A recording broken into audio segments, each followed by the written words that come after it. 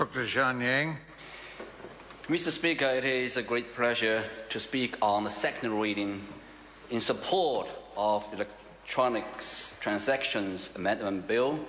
This bill is in the name of my good colleague, National MP Paul Goldsmith, and I would like to thank him for bringing this member's bill to the House. Mr. Speaker, this bill amends the Electronic Transactions Act 2002 and clarifies the legal position on the time at which a contract is formed if the acceptance of the offer is sent by electronic communication. This bill is a simple but good bill. It will tidy up uncertainty and offer New Zealanders peace of mind, as well as increasing the flow of business. Businesses and consumers are now living in the internet age, and our legislation needs to keep up with changing technology to ensure we have consistency.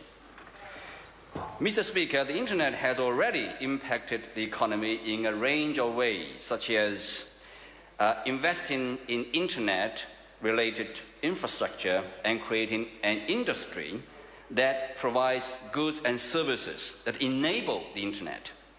In 2009, Statistics New Zealand valued the net capital stock held in the telecommunications, internet and library services industry at $14.7 billion, or 2.6% of total New Zealand capital stock. Since then, the government has agreed to invest $1.65 billion in ultra-fast broadband, or UFB, rollout through to 2019. In 2009, the internet service industry contributed $4.2 billion towards GDP, or 2.3% of GDP. Now, the Boston Consulting Group estimated in 2012 that the internet economy contributed $2.3 trillion towards the G20 economies in 2010, and projected it would reach $4.2 trillion by 2016. It is believed that broadband will deliver $32.8 billion in benefits to New Zealand and users over the next 20 years. Mr. Speaker, New Zealand Institute of Economic Research completed a report on the role of internet on New Zealand economy in 2012. The report emphasizes that, I quote, it's quite a long quote but very important, economists see the institutions or rules of the game, such as the legal status of different types of transactions in an economy, as vital determinants for the way it functions. The structures and frameworks must suit or match and support the type of economic activities that are taking place.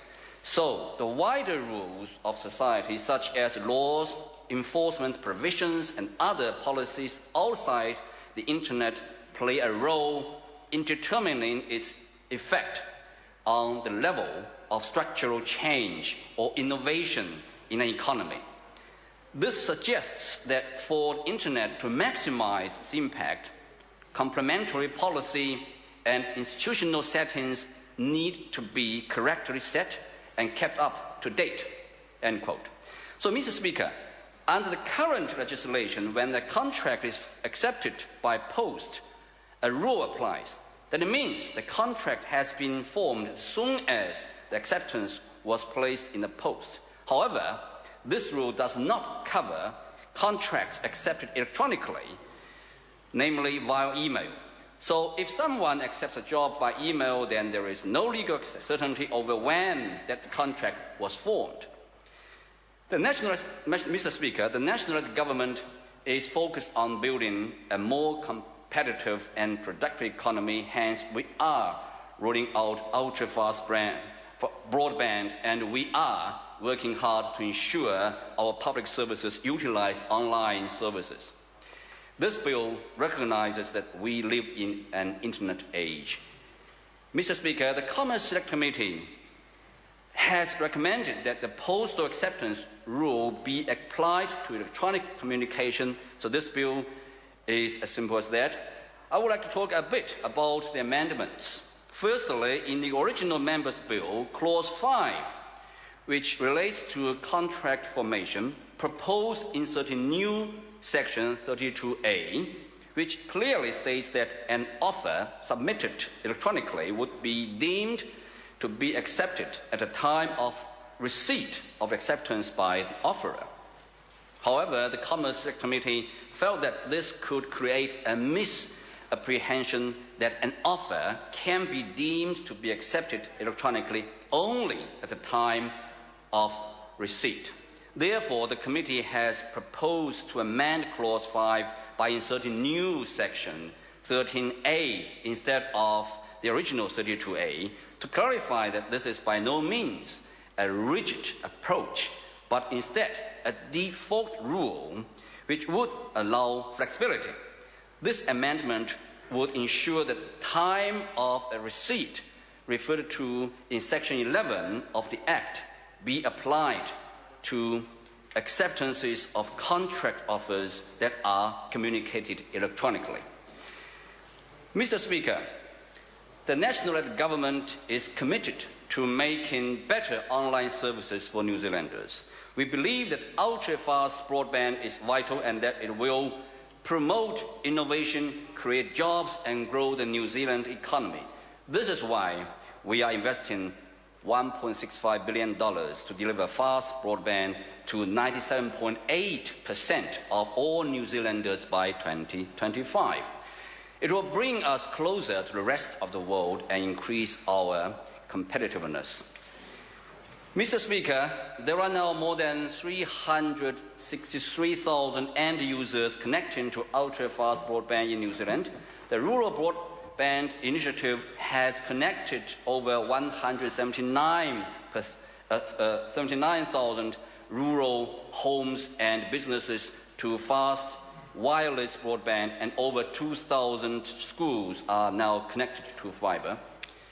Ultra-fast broadband has revolutionized the way many businesses, schools, healthcare providers, and communities operate. Mr. Speaker, the impact of Internet on us is far-reaching. It is believed that the changes that the Internet has already caused could be the tip of the iceberg. Many types of commercial and social contacts are possible on the web. It is also noted that the Internet's transformational impact is not limited to just who produces what and how and where. The Internet has already created new wants and the products and markets to meet them. Mr. Speaker, from day one, National has been firmly focused on the issues that matter to our economy, to our community, and to all New Zealanders. That is a strong economy, more jobs, better frontline health and education services, a safer New Zealand, and rebuilding Christchurch. We have a business growth agenda with hundreds of initiatives to improve the productivity and competitiveness of the economy.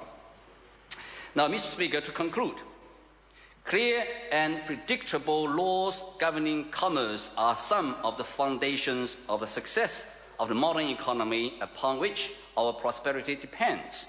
Clarity and certainty lead to confidence, and confidence leads to greater investment. So our laws need to be consistently maintained and adapted to respond to changing technology. This bill ties up one small area of uncertainty and will go some way to increasing the flow of business. I commend the bill to the House. Thank you. Chris Farfoy. Thank you very much, Mr. Speaker. I know the country